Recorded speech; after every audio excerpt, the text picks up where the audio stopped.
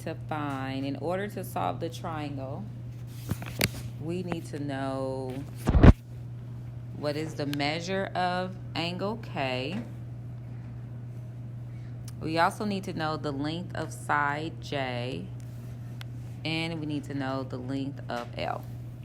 So let's start off with K. How would you find the measure of angle K?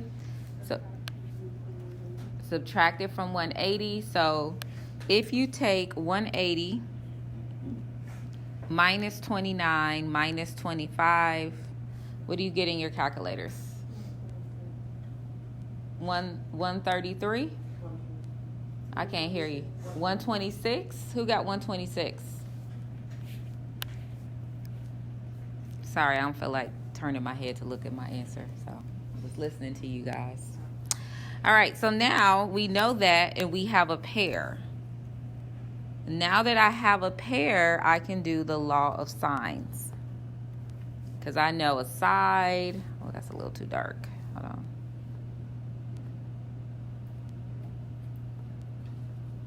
Huh. Interesting.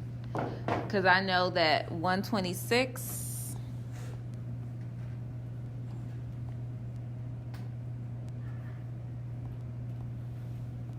and I know the side opposite is 18, I can set up a sine ratio. So I'm going to set it up. The sine of 126 degrees over 18 equals, and let's find J first. So sine of 29 over J. So in your calculators, J is going to equal 18 times the sine of 29 divided by the sine of 126.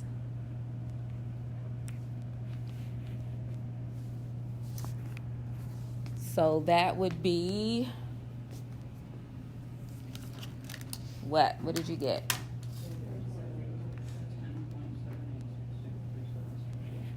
$10.78. Okay. Who agrees with that answer for J? Oh, some people don't agree. So do you have a question about how to get J? Because we will have a skills check over law of sines this week. No questions? Okay. So now we'll look for L. So when I'm trying to find L,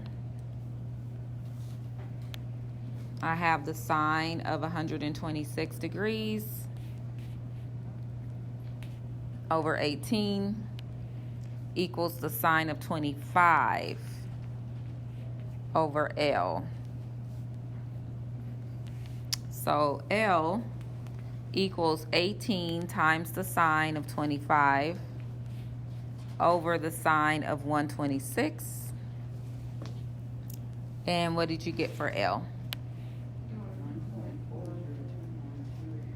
9.403. All right. Who got those three answers? Okay, so we're in there. So now let's go ahead and start 8.3. So if you're titling your notes, we're moving on to 8.3.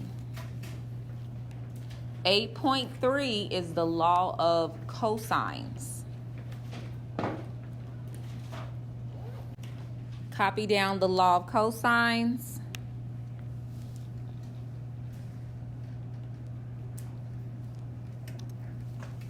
Now, the law of cosines, once we start with the law of cosines, when I say you have to finish with the law of cosines, I mean that you can't switch to the law of sines, okay? So if we're doing law of cosines, we have to stick with law of cosines to solve the triangle.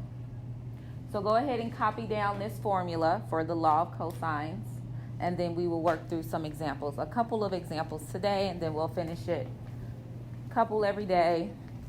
Now, law of cosines, as you can see, that formula is a little bit more, it's a little more involved.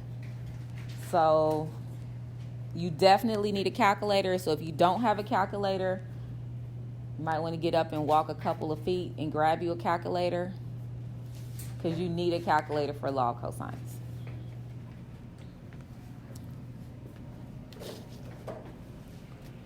So I'll give you a second and then we'll start working through some examples together.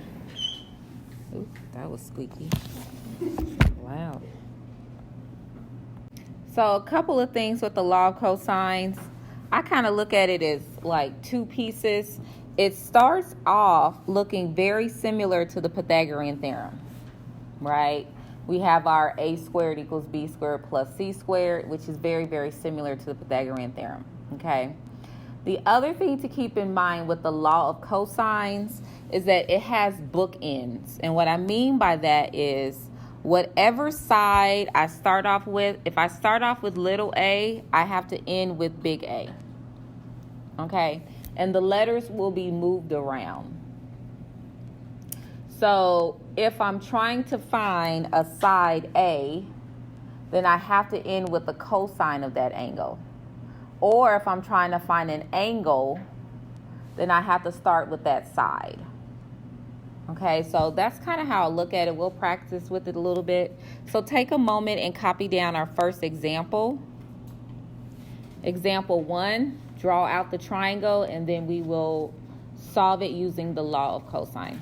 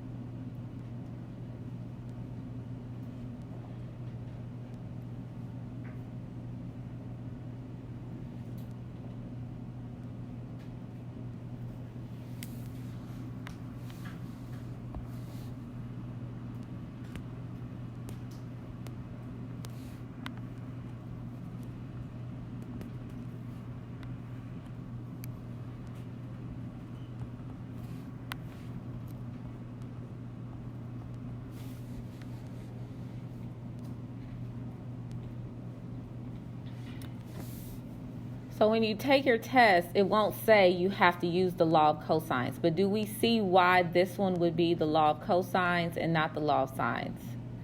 See how we don't have a pair. And I only know one angle, so I have to use the law of cosines.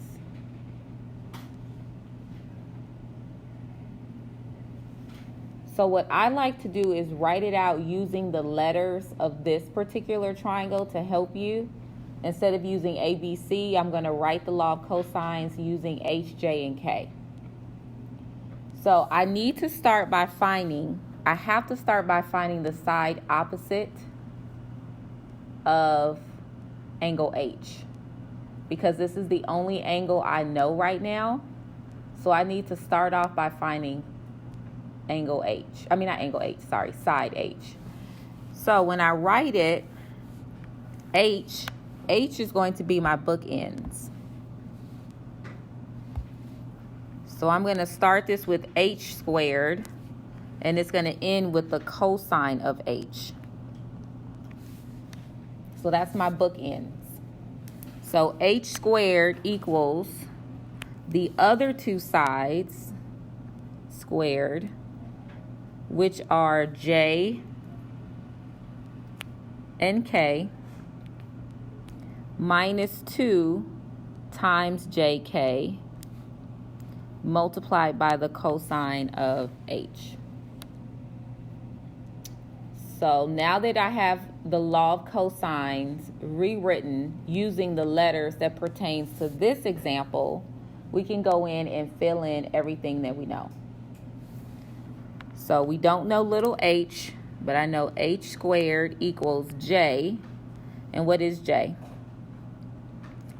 7 squared plus K squared minus 2 times 7 times 10 multiplied by the cosine of 34. Now, I will say that it's a lot easier to find the side than it is to find an angle with the law of cosines. So pick up your calculators, and I want you to type this in exactly the way you see it written. Just like that.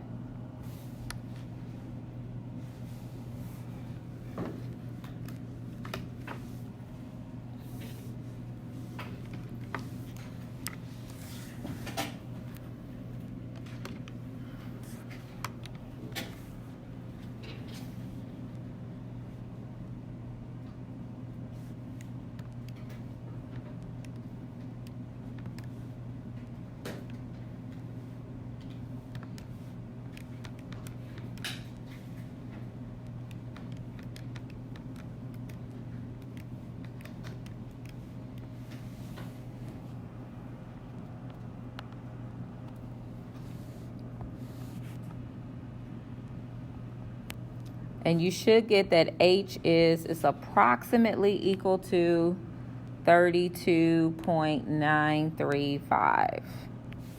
But that's H squared. So how do I get H? What do I have to do to get rid of the square? Square root it. So take the square root of both sides.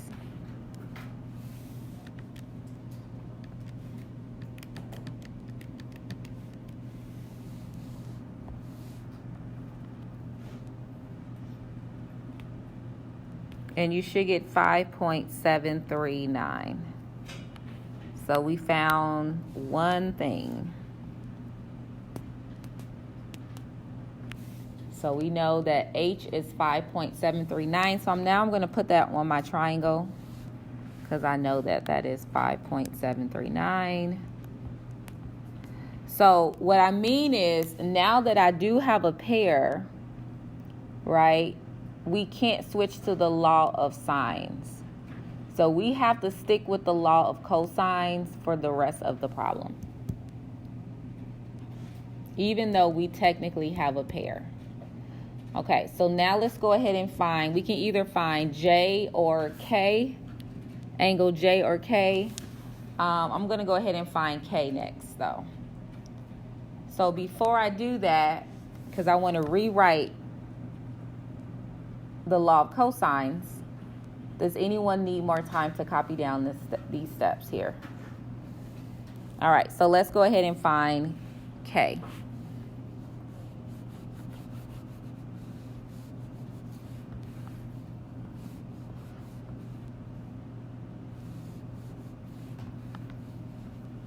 So if I'm trying to find K, angle K, so that means I have to start with K squared, and I have to end with the cosine of K. So let's fill in the rest. So K squared equals the other two sides, which is J squared and L squared, minus 2 times JL times the cosine of K. Oh, it's not an L, it's an H. You know, as I was saying that, I'm like, why is there a L? No, it's an H. I'm sorry, guys. It didn't sound right when I was writing it. That's why I paused. Because I try to avoid L because it looks like a 1. But anyway. All right, so there we go. So the main thing to keep in mind is that because I'm starting with K, I have to end with K. And of course, these two can switch. So if you put H squared plus J squared, because with addition, order doesn't matter. And if you also put the H and J, that would be okay also. Technically, I would normally write that in alphabetical order, but we're gonna keep going, guys. Let's keep rolling. Yes. Is the first K capitalized or? Yes. So this is a side, and this is an angle. So the first K is lowercase? Yes. Whenever we're trying to find a side, the sides are always lowercase and the angles are always capitalized. Here, I'll try to do better. Hold on, let me rewrite that. Is that better? Does that look like, I don't know how to make a lowercase k, guys, I'm sorry. But when we're dealing with a side, so let's look here. You see how this is lowercase here? Do you see how we start with lowercase letters? So we start with lowercase because I'm talking about a side. All sides are lowercase, and all angles are capitalized. All right, so let's go ahead and fill in what we know.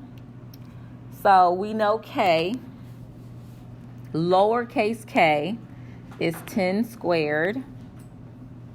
That equals j squared, which is 7 squared, plus h squared, which we now know is 5.739.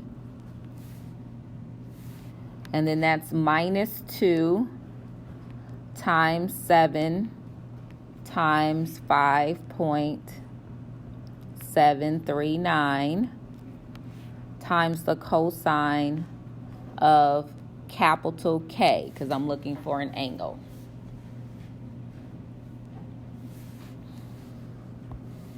So this is an angle.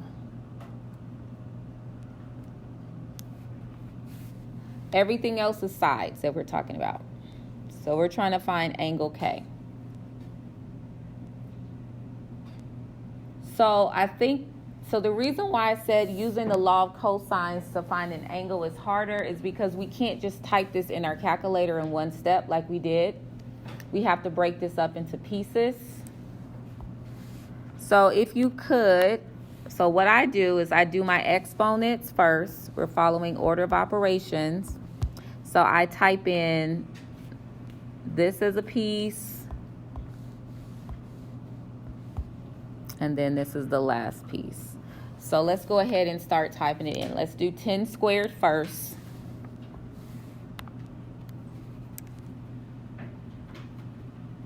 And then in your calculator, type in 7 squared plus 5.739 squared.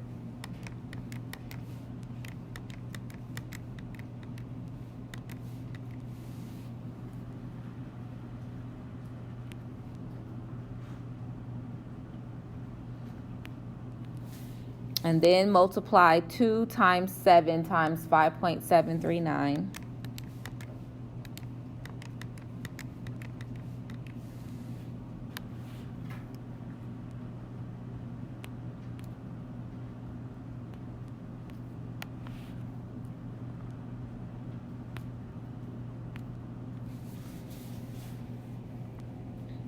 All right, so what do you think we have to do next to solve this?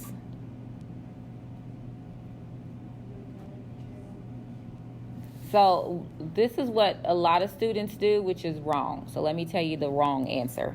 You can't subtract this because this is being multiplied by the cosine. So this is no different than, here, let me write it with just numbers. If this was 7 equals 3 minus 4x, right? Could I subtract the 3 and the 4? I couldn't do that, right? It's the same thing. So what would you do for this basic equation? What would be your next step to solve this equation? What would you do? You would subtract the 3. That's what we're going to have to do here. We have to subtract the 81.936. So let's subtract 81.936 from both sides.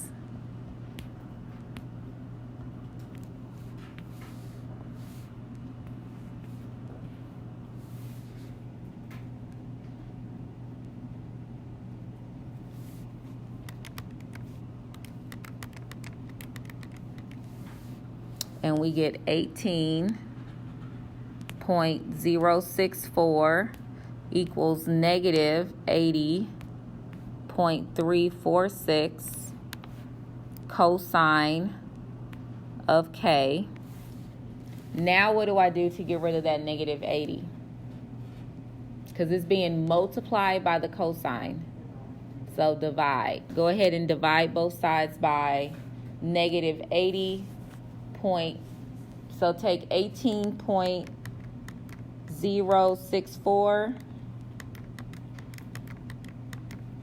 and divide it by negative 180.346, and you get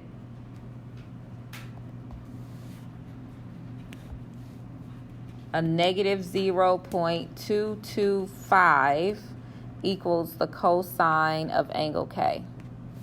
So what do you think my last step is going to be to find angle K? Anytime you're trying to find an angle, you have to do the inverse. So in your calculators, and I try really hard to make it fit, but this is just a lot of work, a lot of steps. But in your calculator, to find angle K, you need to type in the inverse cosine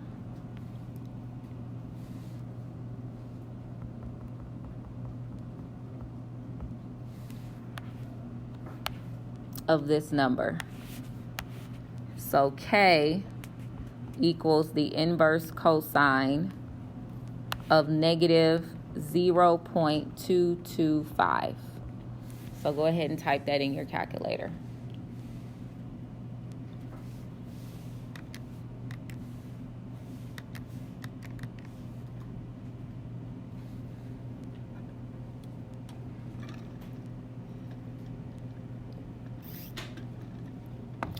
Now, depending on if you, because you can do a recall answer, but I don't know if you all know how to do that in your calculator. But if you type in the negative 0.225,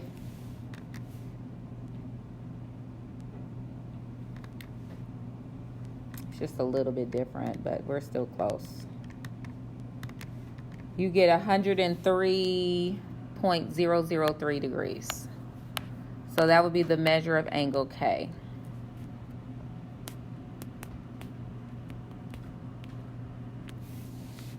Yes, Jasmine. Let's see.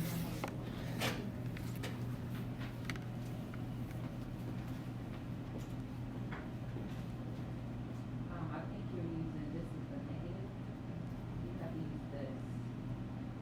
Then you're using subtract.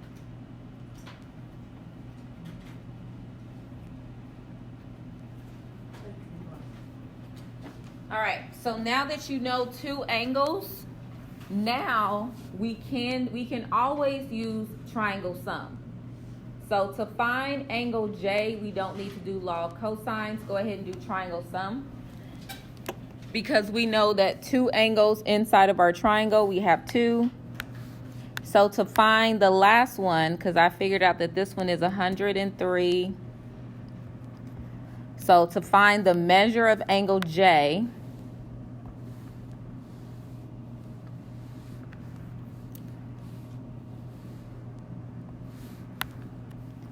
so the measure of angle J is going to equal 180 minus 34 minus 103, oops, not 1003, 103.003. So go ahead and type that in your calculators.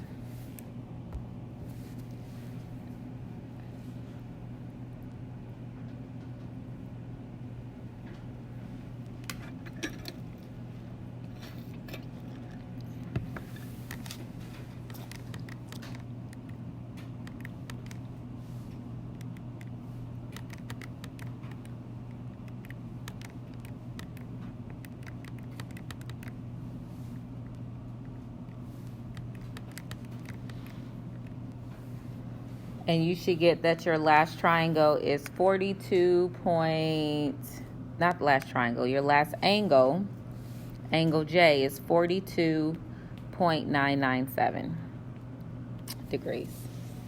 So I'm writing, and again, I try really, really hard. Law of cosines just takes a lot of space. But I put the answers at the corner, in the corner.